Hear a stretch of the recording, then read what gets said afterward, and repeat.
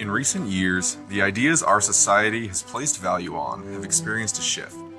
STEM fields have started to be promoted over the humanities due to our emphasis on materialistic pursuits. Since the Industrial Revolution, science and technology have dominated the economic focus of the world. The humanities have been seen as more of a hobby than a legitimate, impactful field of study. Administrative support of universities and the actual courses they offer are dwindling.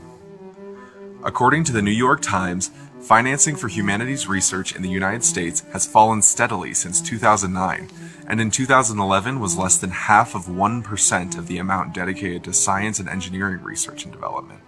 And the humanities only constitute 7% of university undergraduates, half the amount of humanities majors that existed in 1970, according to a Harvard study titled Mapping the Future. Here at the University of Wyoming, our state of financial emergency has resulted in widespread budget cuts and even the elimination of undergraduate and graduate degree programs, with an unsurprising ratio of humanities to STEM majors suffering. Of the undergraduate programs being cut, 5 out of 6 are in the humanities, as are 5 out of 8 of the graduate programs. All of which is taking place at a school with an already undersupported liberal arts and humanities presence.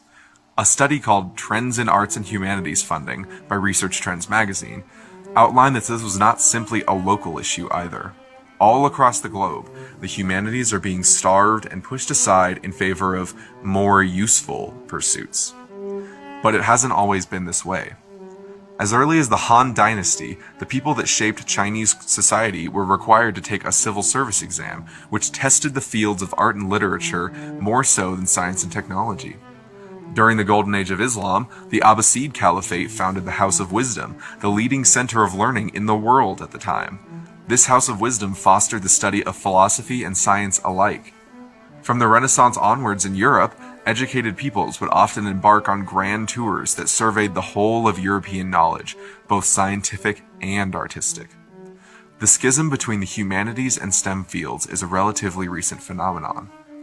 Despite this shift, the importance of art has not diminished. The works of art that have been passed down and works of literature that have been passed down and rewritten and translated over time that we even have any idea about our forefathers, our ancestors. It's something that you honestly can't take away from like a person. Yeah, It's hard to imagine a world without it. and I think laughter is really like the key to life, and if art can bring that about, that's one of the most important and profound things that can happen. Art is, we reflect a lot of ourselves into the art, and art shapes who we are.